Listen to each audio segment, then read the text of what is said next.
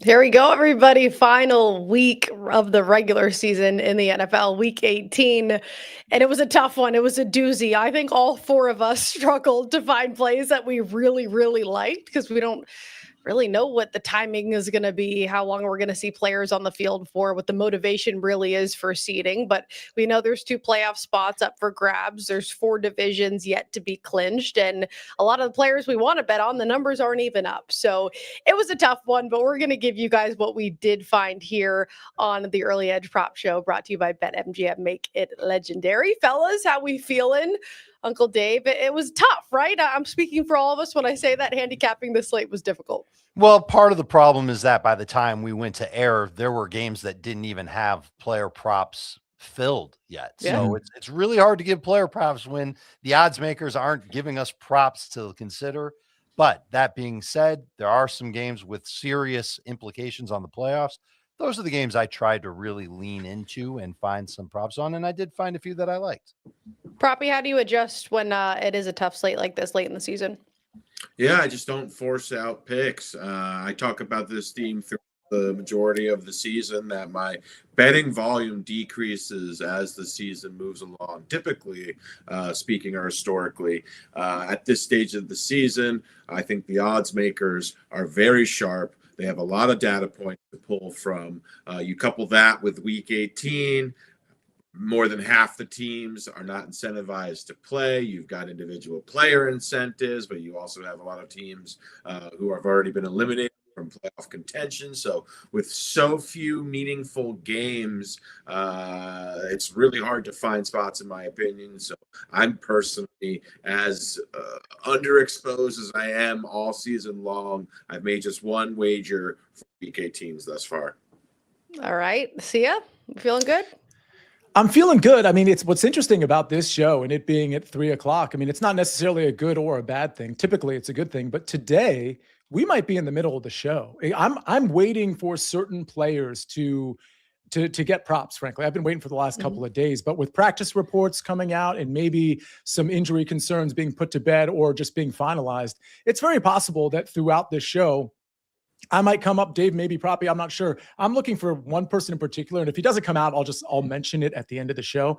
But I've been waiting for this person. I did casually mention him last week as well on this show. But yeah, I only have a couple of here. It's difficult because of the situation, but we'll see what happens. I mean, this is really a good time to tell everybody, Claudia, to be a member of SportsLine, because we might make some plays tomorrow or Sunday morning, even depending on the circumstances. And oh, by the way, there's a play I came to the show to give out on Baker Mayfield under 33.5 pass attempts, which I put on SportsLine 2 days ago. And when I put out on the Early Edge 2 days ago, I can't bring it to this show because it's now 31.5. And so here we are. So again, make sure you remember SportsLine to catch all these plays. And you can use promo code EARLY for your first 30 days free. And Tia mentioned it. There's some players we'll be looking out for. Of course, as you guys are always in the chat active, if you guys see something, let us know. I'll keep an eye on it, and we can see if we do like the lines that they end up putting there. Let's take a look at last week before we get into week 18. Sia, good week for you. 2-1. Proppy, 2-0. Uncle Dave, it's a bounce back. I know it is for you. Yeah, I've been dreading this moment for the last week. I felt so good about all three of my props. I jinxed Jalen Waddle. Josh Allen gave me the start that I wanted. He ended up throwing for just over 200 yards. Yeah, it was a mess. It stinks. And it's come to my attention that people are fading me, and I'm totally cool with it. I am completely fine with it. If you don't like what I'm putting down, go against me. If it's making you money, I'm happy. Because, listen, if I can't make money, at least you guys are making money. Hey, Uncle Dave, new year, new you, okay? So I'm not fading you. I'm going to back you. I have faith. Sia, Proppy, any thoughts before we move on to week 18? We're already getting some questions on the passing props, which we'll get to first. I'll step in, Proppy, real quick. I'll step in first because I know there's some questions about incentives, and that's like a big talking point over the last few weeks of any football season.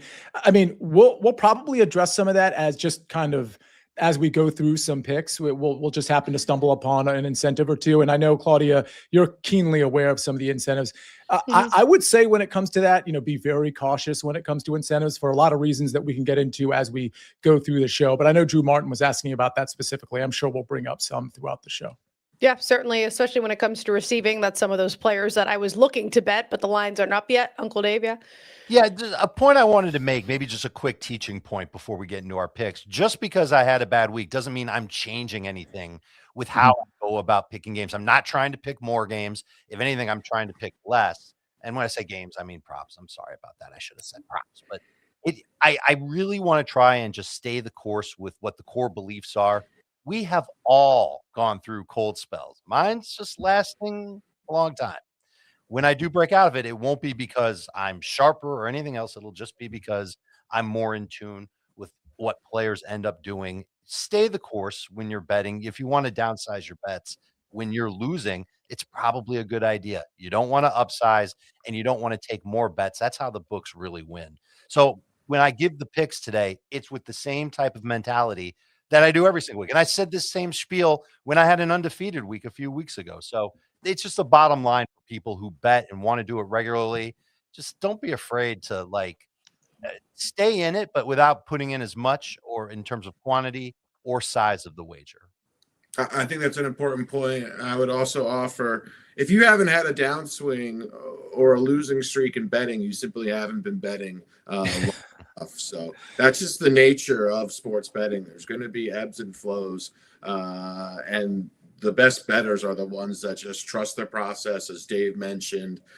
You can't be result oriented. You have to continue just to rely on the data, and then just as Dave said, you can, whether you want to just limit your exposure or downsize your units. But yeah, I think that's great advice, and I think it's inevitable if you bet long enough, you're gonna have pretty significant swings in either direction. So yeah, it's just important to stay grounded in these moments. Yeah, and just keep an eye on bankroll. Live betting is also a possibility if we don't really love something before the game. I've been live betting a lot of player props in game, and you also just keep an eye on your bankroll. If you don't love something, go half a unit. If you want a little action, don't just force it because you have to get plays in. So all good advice there. I do have to address one thing. The artwork behind me, it is beautiful. I didn't do it though. I'm at our studios here in Florida, and I don't really know what the artwork is, but it does look like I'm about to take the SATs, but I'm not. We're about to talk a little Brock Purdy. Dave, I'm going to come to you first when it comes to passing. You like his passing completions line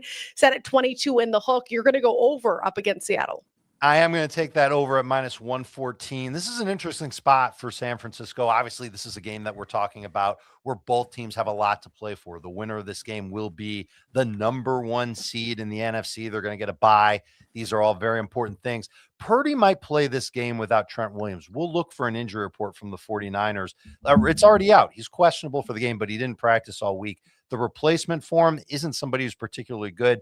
And we know this Seattle front, they do get after the quarterback. And so I think it's going to be important for Brock Purdy to get the ball out fast. Shorter throws, easier throws, more completions, not those downfield throws. Keep that in mind if you're starting Ricky Pearsall in week 18 in fantasy. Also, why are you playing fantasy in week 18? It's totally stupid. Typically, the Seahawks play 80% zone. That's important because Brock Purdy on the year has a 72% completion rate against zone. But in his past 3 games, Purdy's been red hot. His completion rate's been up to 77%. At that rate, all he needs is 30 attempts. He will get you 23 completions. And I don't think the 49ers are going to run the ball particularly effectively here. Seattle's one of the best run defenses in the league. It means Brock Purdy's going to have to throw it a lot. You know that one of his easiest targets to throw to and complete passes to is Christian McCaffrey. I kind of like his overs on receiving, but that's like a baby unit play more than anything else. This is a good play as far as a full unit goes for me. Over on Brock Purdy, 22.5 pass completions at minus 114. Any thoughts on passing yards? We have a question. I played Purdy. I guess it's not a question. She's just saying that she played Purdy over 243.5. Any reason you would stay away from yardage and instead go with your play? It's the efficiency that I'm worried about. And it's the Seattle defense trying to take away those deeper throws with their zone coverage.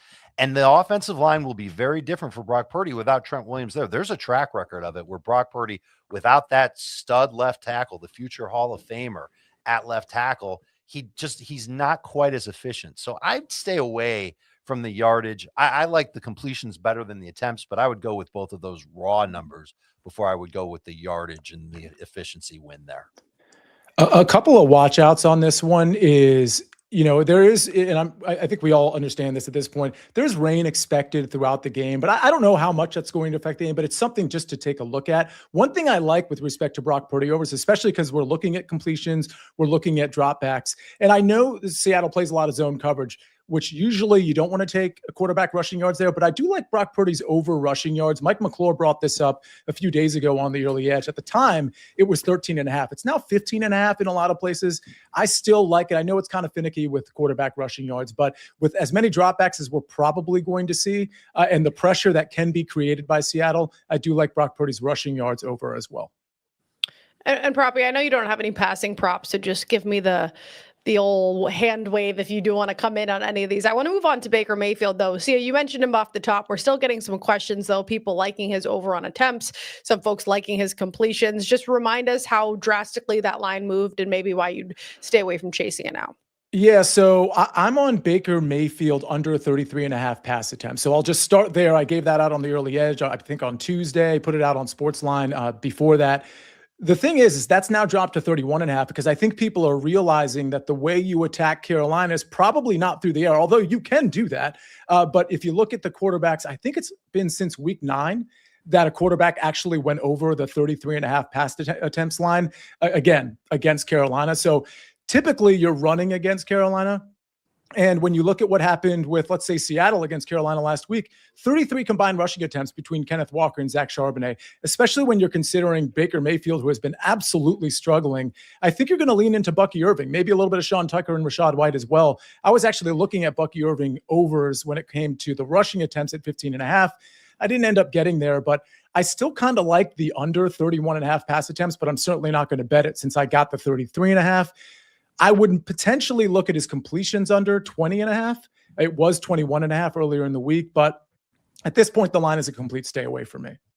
There is no way that Baker Mayfield is operating anywhere close to 100%. I anticipate when the season ends that there are going to be reports and that we'll see Baker probably get some type of off-season surgery. He looks drastically different than the quarterback who was the odds-on favorite to win the MVP after week 6. Baker has really just fallen off a cliff. Part of that is the team, but just watching his performance, this is not the Baker that we've seen the last couple of years. A guy who threw for 40-plus touchdowns last year, nearly 5,000 yards. So granted, injuries have definitely been significant for this Bucs team, but yeah, they are just not operating anywhere close to the level of efficiency that he had early on this season. I wonder how many dropbacks there are going to be for Baker. I like that Sia's looking at the attempts. It makes sense that the line has come down significantly here. I think we've seen this with the team. They're just going to lean heavily on their run game, even when it's not working or highly effective for them. So I think this is a spot where if I had to pick a rushing prop, I think Bucky Irving's definitely going to get a lot of work versus Carolina defense. The one other thing I'll add is that if you look at the box score last week for Baker Mayfield, well, he was 33 of 44. But if you look at the 5 or 6 weeks prior to that, he was well under a lot of the, I mean, his completions were in the teens. His attempts were really low.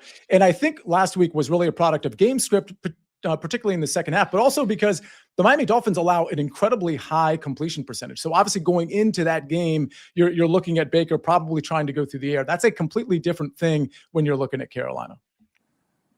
Dave? Yeah, I think the Bucs have no choice but to go with Baker here. So if anything, I would lean on the over on the attempts, but I wouldn't want the yardage. I'm not going to say that he's going to play with good efficiency, but I think their run game is brutal right now. And last week against Miami, they gave up on it. It was 2.8 yards per carry, 13 running back rushes. That's less than half of what they had the week before. And that was against Carolina when they had 28 rushes. They averaged 4.3 yards per carry. They scored a rushing touchdown. It's not a great look right now for them. Their offensive line's banged up. Proppy, you talked about Baker, and there's some injuries. It's right there on the injury report. It's a right shoulder injury. It's a knee injury. He does not look like himself, but it's push comes to shove, and he's the best. He's their best chance to win. Or maybe I should say this. His receiving core gives them the best chance to win. Think about it. They're finally healthy now, wide receiver Evans is playing well. Godwin, I thought, looked good last week. Jalen McMillan was incredible last week, and Emeka Ibuka hasn't looked good for a while, but he's still part of that crew. I think they lean into their pass game against Carolina because the Carolina pass rush shouldn't get to Baker Mayfield. Tristan Wirfs is expected to play. I think that he'll end up being a factor there too, giving Baker a little bit of extra time. So I kind of like the attempts at 31.5. I didn't like it at 33.5, but at 31.5, I feel like you go over. I just have so little confidence right now in Todd Bowles. I think there's a very good chance the Bucs implode here, having lost 6 of their last 7 games and then giving away a division where I believe they were minus 3,000 to win it prior to the losing streak. I think there's a very good chance we see the Bucs lose this game to the Panthers. I think the wrong team is favored in this matchup. I think there's a very good chance Todd Bowles is no longer the head coach after this implosion is finalized this week. There's one last thing I want to say, and this is just how crazy the NFC South is, but there's a scenario where the Bucs win this game and the Panthers still make the playoffs and win the division. And that's because of a tiebreaker. If Atlanta finishes with the same record and they would be in a 3-way tie, Carolina gets the nod. So, yeah, the Panthers can lose.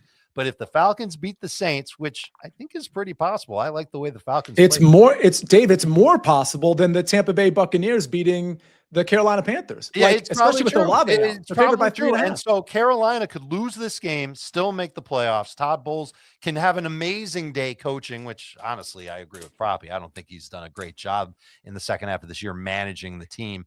And it all still falls apart for Tampa, even though they get it right in the game. And it's crazy. I do think Carolina wins. The one prop I did like was Baker over 31.5 pass attempts. Well, that smells like a showdown. I'll let you two gentlemen decide if that's a showdown for a pick that we haven't even given as an official New Year, new showdown. Come on. The problem is we have to realize how dramatic. I don't know that people appreciate how dramatic a shift is from 33.5 when it comes to pass attempts to 31.5. That is a gigantic difference. And I do think it's a testament to the idea that we're probably going to have a few less possessions in this game than people anticipate because of the run games on both sides and a lot of clock management. 31.5 and 33.5 are 2 completely different numbers. Agreed. So go ahead. If I'm not mistaken, despite Tampa Bay being 3-point favorites in the game, I think to win the division, Carolina's minus 300 or minus 400. So that speaks to the likelihood of the Bucs. I mean, the Bucs season has obviously gone off the rails here, but I think we're looking at historical implosion. Yeah, and if you want to talk about Bryce Young not playing well, Baker hasn't either, and the Panthers have gone 10 straight weeks with either a win and then a loss, other way around. So they're due for a win here if trends mean anything to you. Let's talk about Caleb Williams.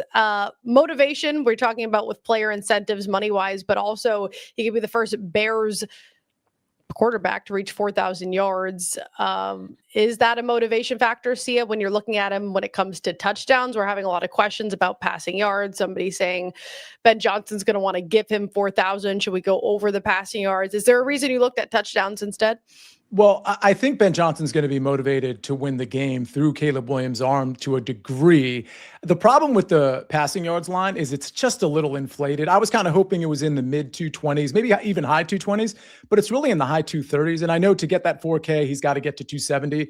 I certainly think that's in play. But what I'm playing with Caleb Williams is his over 1.5 touchdown passes.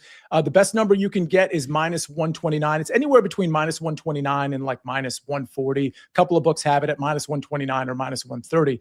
Either way, they're going to be able to move the ball against the Detroit Lions. Detroit Lions are going to try. I actually think that helps this bet that Detroit is going to have their starters out at least for a good majority of the game. At the end of the day, this defense is just so bad for Detroit, mostly because they've been injured. Back end is really bad. And honestly, against the run, they're really bad too. And that's a problem for this bet because we saw it with the Pittsburgh Steelers. You can absolutely run on this team. And it's possible that we get a couple of rushing touchdowns, either by Caleb or DeAndre Swift or Kyle Monangai. But I'm going to play the touchdown variance game here. And what I mean by that is I think the Bears are going to march down the field pretty easily here. And if they're in the red zone 3, 4, 5 times, I expect Caleb Williams to cash in with his arm at least 2 of those times. So I'm going to take the Caleb Williams over 1.5 touchdown passes here at -129. Again, in a game that the Bears are very much incentivized to win outside of the incentives themselves for Caleb Williams. I will say regarding incentives, the odds makers have this information. Coupled with the fact that a guy like Ben Johnson, where the Bears have a lot at stake here. They want to lock up the number 2 seed, so they're motivated to win this game. They're not going to be coaching to help Caleb hit 4,000 yards. The objective will be to win. If during the process he's able to eclipse that, then great. But it's not going to factor in at all, in my opinion. Yeah, and it's not that you do or do not bet incentives. If you still feel like you have an edge, then you can bet overs or bet unders. But odds makers, like Proppy said, have been doing this for a while. They know the incentives exist and they've known it for a while, so they've adjusted the market accordingly. Let's go to this Colts and Texans game. Texans a big favorite, which I talk game script often when I'm talking quarterback, so this doesn't exactly align with that. But I am going to go over on CJ Stroud's passing yards, 213.5. Depending on where you shop. Sia just talked about how dramatic some of the numbers have been. 213.5 and 224.5 is a big jump. So make sure you're shopping around there. The Colts have allowed the second most attempts, completions, and yards. They're averaging over 266 a game, allowing that. Over 7 yards attempt. I know game script wise, it's not perfect, but he doesn't really need a high volume of passes to get there. We just saw a 75-yard touchdown pass from him last week. He finished with 244 on just 16 completions. And those explosive plays, I think we can expect here. The Colts are allowing the 5th most 20-plus yard attempts and completions. Now Sauce Gardner is ruled out of this game, which helps, that already a secondary that really needed him, banged up without him. I think that helps us even more for this over. And he's cashed it in all but 3 of the last 10, averaging 227 in that stretch. I think that he cashes again here. Again, game script not perfect, but I think the number is too low for how he's been playing and the opportunity with this matchup. Proppy. Love this look, Claudes. I think this is very sharp for a variety of reasons. You've got the Colts are a fantastic matchup. The Texans should be going all out for this game, but this Colts secondary has been depleted, banged up. Claudia mentioned the injuries in the secondary. They weren't performing well prior to that, so this really shapes up as a good spot for CJ Stroud and this Texans offense. They need to win this football game, so I like this look a lot. Houston also can't run the ball very well. This is a team that should be focusing on running it, playing defense, but they do have one of the better young quarterbacks in the league. And until they can figure out their run game, and I don't know the state of their offensive line going into this week, that's something we can check before this show ends. Yeah, I feel like more of it's going to fall on CJ Stroud's shoulders, and this is a good time to bet on his efficiency. So I like the play as well. One quick note, I'm looking for receiver props for Houston. I don't think any are out right now. And the only reason I even mention it, and by the way, the line has ticked down from 10.5 to 10 in a lot of places. That is a pretty giant difference if you actually like laying the points with the Texans. But the receiving props, I can confirm they're not out. I would look to maybe, again, not a ton of passing in this game, but I'd look at like a Jaden Higgins alt receiving yards, maybe anytime touchdown, because they're certainly designing some plays for him, and he can really get downfield. I just wanted to throw that out there. Maybe not the game script for it, but just keep Jaden Higgins in the back of your mind for the rest of the way. All right. And somebody's saying 211.5, which certainly, if you can bet that over. Two things, if I may. Number one, I've seen the Stroud line all the way down to 210 and as high as 219. There we go. Yeah. So there is an array of options for people to check into if you want to take the over on CJ Stroud. Obviously, you want to get it as low as you can. 210 would be great. And this is another good thing for Stroud.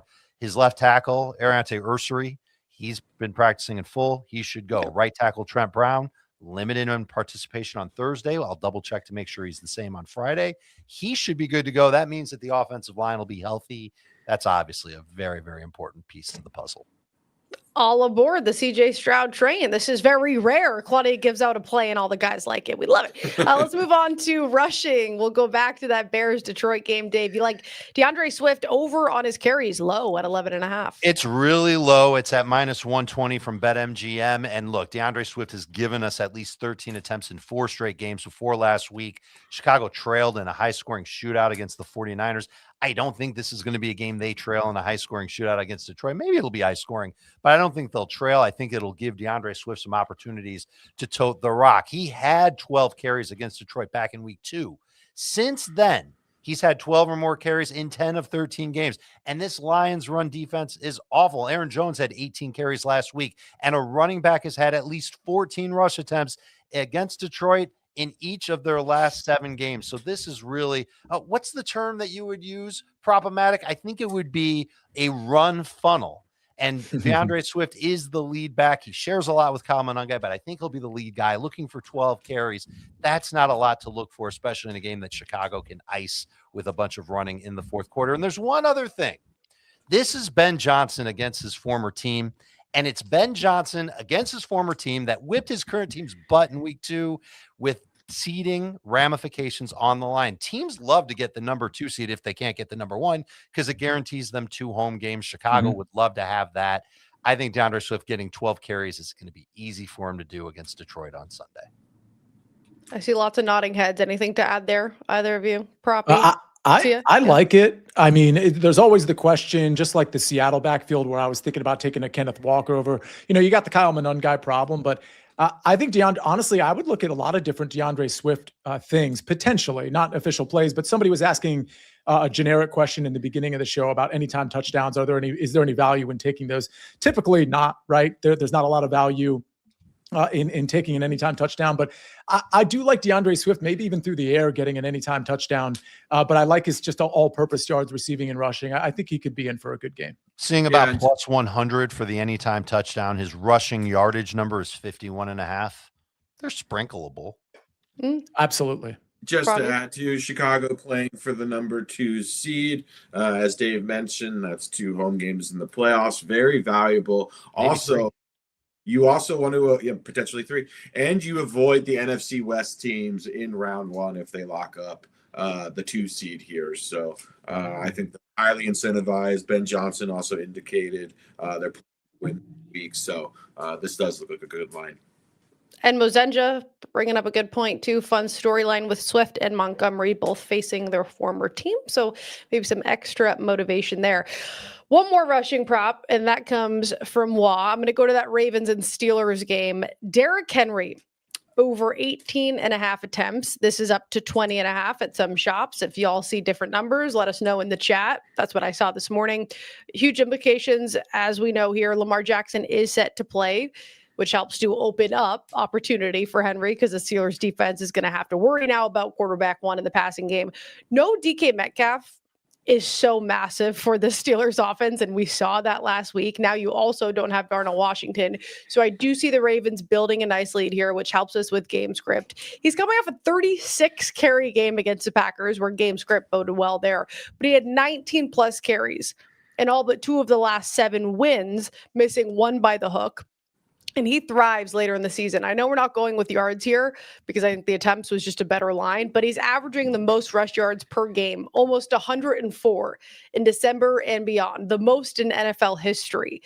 And the Steelers are allowing an average of 22 plus. He had 25 against them last month, 24 plus in 2 or 3 games against them last season, which were both wins. And I do think they win pretty comfortably here. So Derrick Henry over an 18.5. And remember, this is as high as 20.5 at some shops. So shop around and go over that lower number. Any thoughts there before we move to receiving yards?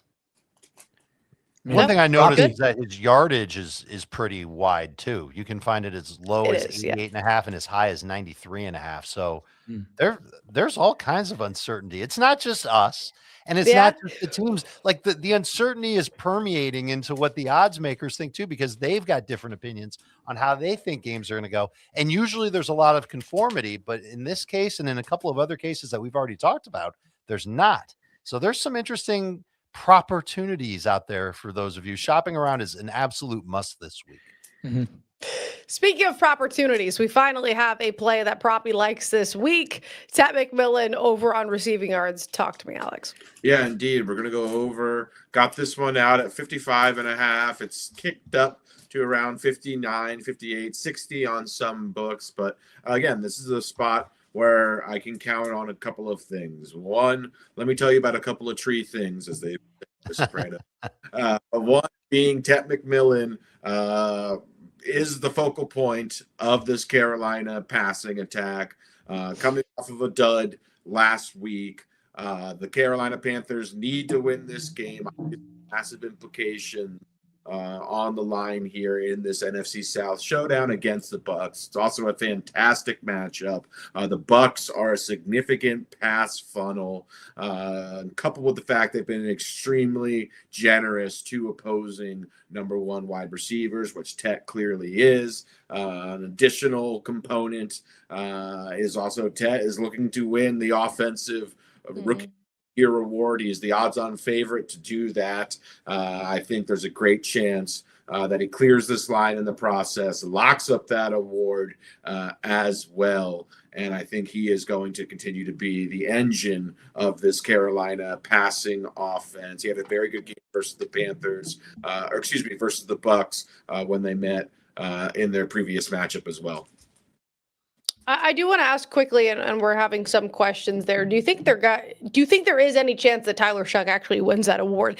I got asked this question this morning on radio, and basically my answer was, if I was a voter, am I looking at the big picture, the start of the year where Ted McMillan came right into the league and had two big games back to back, or do I look at the last few weeks of the season with Tyler Shuck, who has looked great, which certainly helps us with a little bit better value here, though, on Ted McMillan? So I'm heavily invested in this because Ted was a guy I bet heavily preseason to win Offensive Rookie of the Year.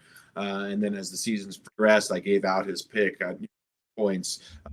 Thought he was a tremendous value. I think this award is locked up. I even think if Ted had a dud, he would win this award. The season that he's had in this offense, considering how volume it is, how well he performed as the number one option, this consistency. And if we look at Tyler Shuck's season, while he's definitely played well recently, we're grading the totality.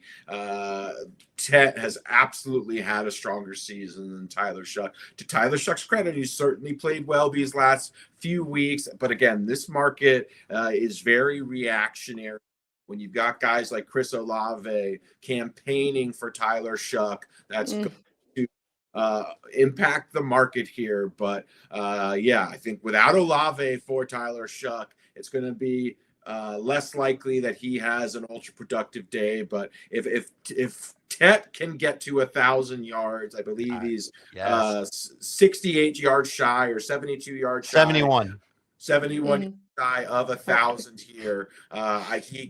This award is gift wrapped for him. So I think Tet should be a more significant favorite. I would make him closer to minus 250 to minus 300 than the minus 150 he is presently.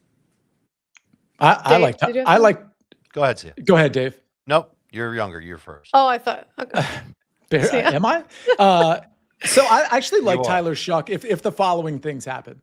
If he doesn't get to the 1,000 mark, because I do think that's like that's something that you can really kind of promote when awarding this Rookie of the Year award. But if he doesn't get there, and if Tyler Shuck beats the Falcons and has anywhere in the 200+ yard passing range without Chris Olave, because Chris Olave is not going to be in that game, not only do I think he's going to get it, I think he should get it. This is a Saints team that lost 8 out of 9 to open the season. And if he beats Atlanta, they'll have won 5 in a row. And that's not just any team. That's the Saints, who were dead in the water to start the season. The story that we have for Tyler Shuck is way more compelling than that of Ted McMillan, in spite of the fact that Ted McMillan may actually deserve the award. I think if Shuck pulls off another win for 5 in a row, it's his. There's nobody that can make a case for anybody, like an ironclad case for anybody for Offensive Rookie of the Year, because all the candidates kind of stink at this point.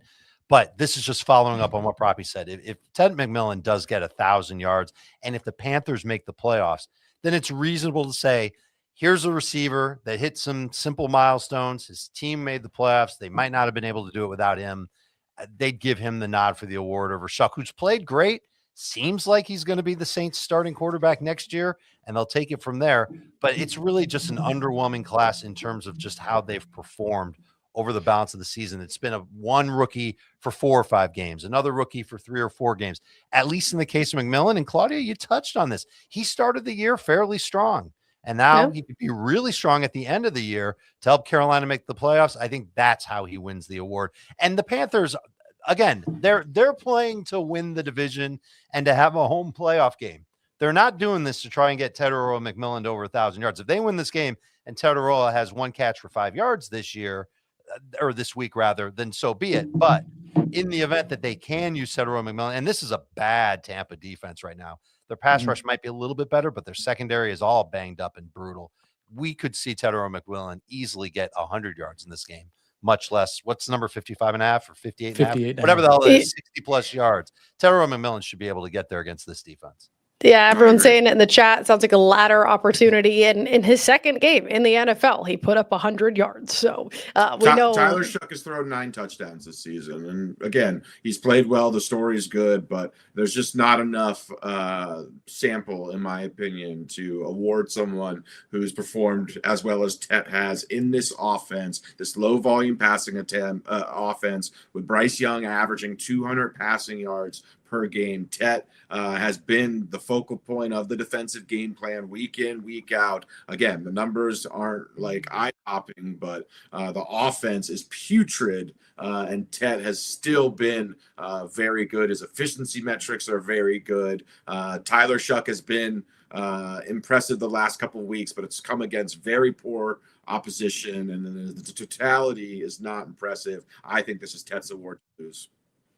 2 quick things. Jamel Dean is out for Tampa. That should help Tet McMillan and this passing offense quite a bit. In fact, I kind of lean to Bryce Young over 198.5 passing yards. I just didn't get there because ultimately it's Bryce Young, and I feel like this game's going to be kind of a slow game with a lot more running perhaps than people think. I do love this Tet McMillan over, though. And I will say, as far as the award is concerned, let's not forget the bias towards quarterbacks. It's just a thing, whether we like it or not. There is a bias towards quarterbacks. So if we get maybe a slow Tet game, maybe they lose, they don't make the playoffs, and Shuck has a win, I still think he could win it. Is this like a showdown? I feel like you guys keep going back and forth. There's a lot of but there's a lot of ifs. Mine needs a lot of ifs. There's a lot of contingencies with mine. Right, it's probably going to be Tet's. Proppy isn't kidding. Look at his face when we're talking about Tyler Shuck being the rookie of the year. He is dead serious about I can getting feel that it. award. I can feel it. Let's stick to this game because we have one more play here. Dave, Chris, in this game, Chris Godwin over on receiving yards, lines at 34.5. Yeah, that's low. And he had a big game last week. That was thanks to a 59-yard catch and run against Miami. He would have gone over this number even without that catch. He's been over it in 3 of his past 5 games. He's clearly a consistent part of this Tampa Bay passing offense. 84% or more routes run each of his last 4 games. He's been as high as 95%. That's basically playing every single passing snap that Tampa Bay has. That's a good thing. He's also played in the slot on over half of his snaps each of his past 3 games. It's not with a high ADOT, but it's just giving him opportunities to be a short area target for Baker Mayfield. This plays into what I'm thinking about for Tampa's offense, and that's getting the ball out quickly, shorter throws, easy completions for Baker Mayfield. And he kind of did a lot of that last week. And then the minute he tries deeper throws, it's an interception. It was seriously funny how Baker Mayfield was off last week on those downfield throws. In his last 3 games, they're taking on a team in Carolina. Got to mention this. They play a heavy amount of cover 3 defense. And just the nuance of that is it's single high safety. Cornerbacks are playing off. It's a type of zone coverage. On the year, we've got a 19.8% target per route run rate for Chris Godwin. That means about 2 out of every 10 throws that Baker's throwing, it's going Chris Godwin's way. But that number's been a lot higher over the last 3 games. That's with Emeka Buka kind of falling off, not playing as many snaps. It's a 26.3% target per route run rate for Chris Godwin. Second best on the team behind, big surprise, Mike Evans. Carolina for the year is averaging 11.9 yards per catch to receivers who line up in the slot. That means that if Godwin were to get that average, he needs to catch 3 balls to go over this mark. And if Tampa Bay either decides to not run or struggles to run. We've already talked about this and whether or not Bucky Irving is going to have a big workload or a big game or what have you. The door is wide open for Chris Godwin to clear this number. He's not the number one option. He's not going to be covered by J.C. Horn a lot, and that's the best cornerback for Carolina. I think Chris Godwin easily goes over 34.5 yards. I think he goes over 50.5 yards in this game against Carolina. I really like this look. If I had to choose another prop, this is what I was heavily leaning towards. I just didn't want the exposure of having two overs in the same game where I don't have the same level of confidence as I typically do. But yeah, I gave this a good look. I made a couple of same game parlays with this game because of the implications, and both teams will be going all out to win. And Godwin was a staple feature, and I think these lines are very low for him. So I love this pick. All right. On the same page there. See, let's wrap it up with some Michael Wilson.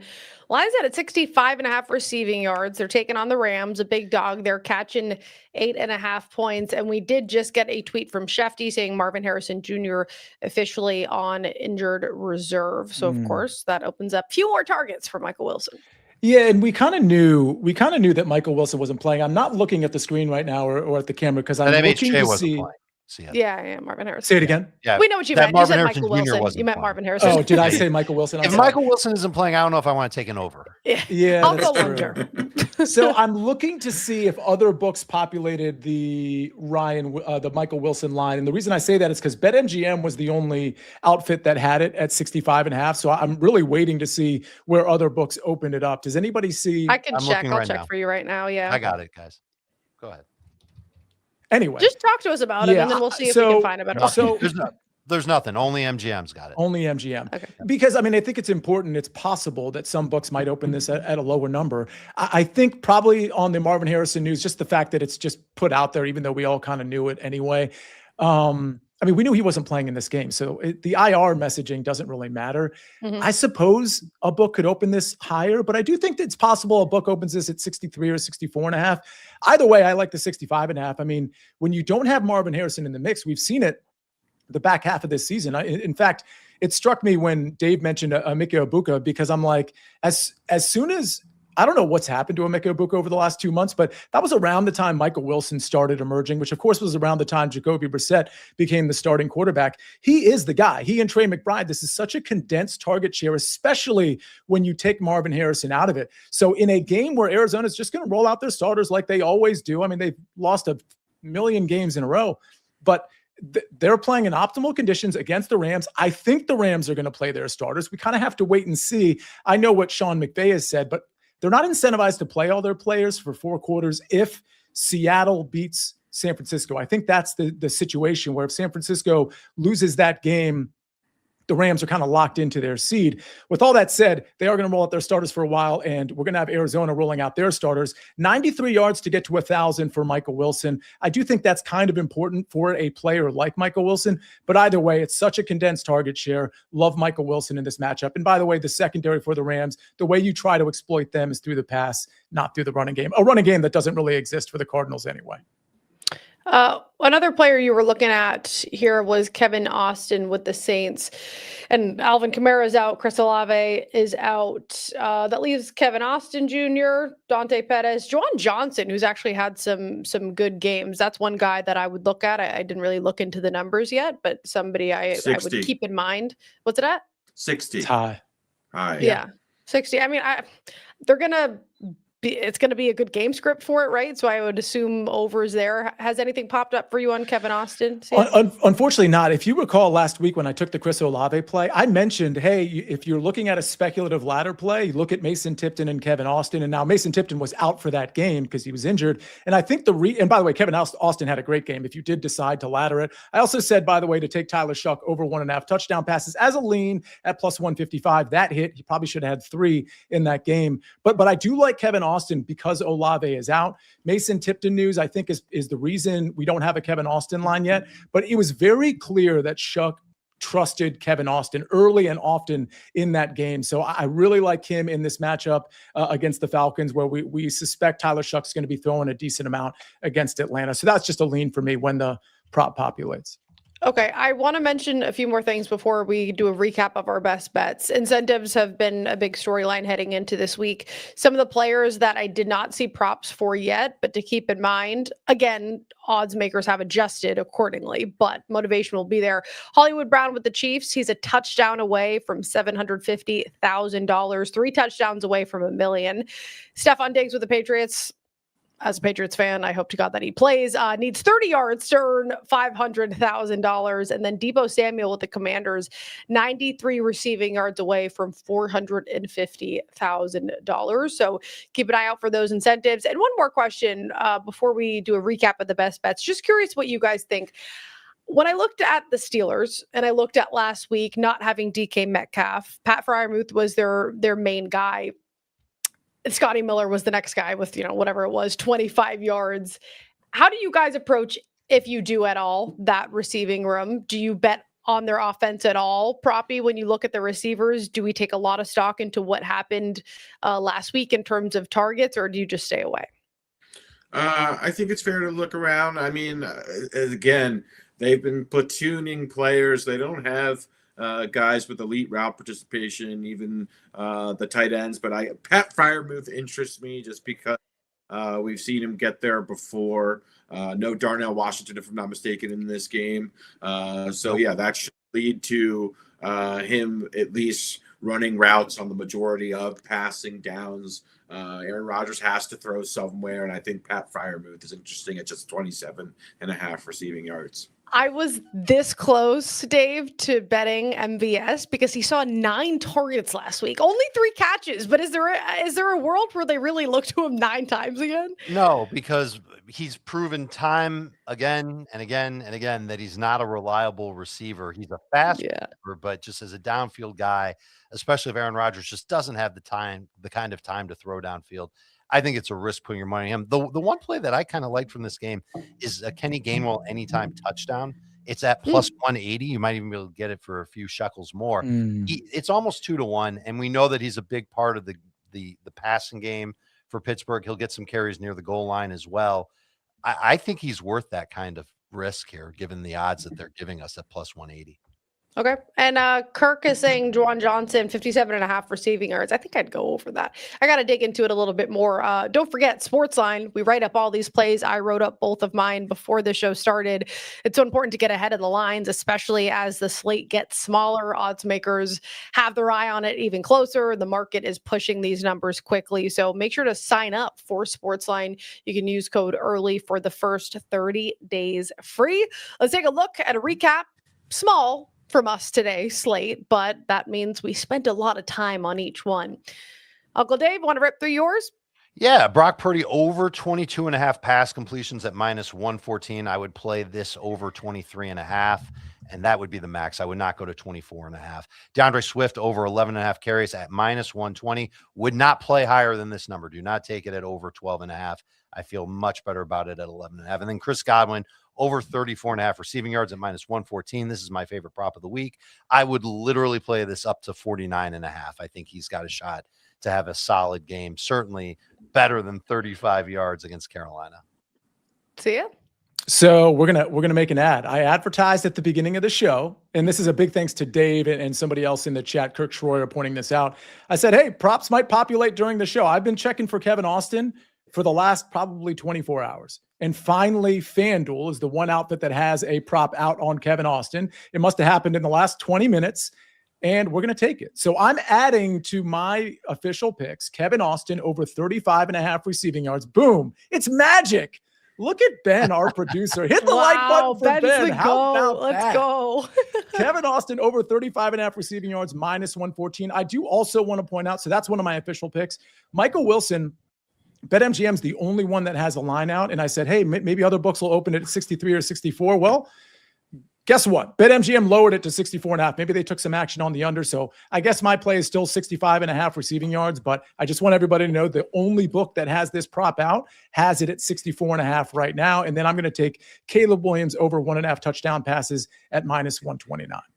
Shout out to our producer, Ben, for getting that in. For those who are just listening, wondering why we got excited, because Ben got it on the graphic. Good job, Ben. Proppy, only one prop you liked this week. So that one and any others you want to point out. Yep, just Tet McMillan going over 58.5 receiving yards.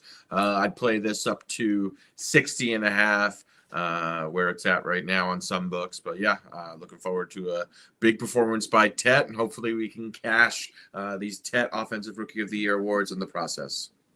And our guy, Danny Brasco, in the chat saying he likes every single one of these plays. We appreciate you, our guy.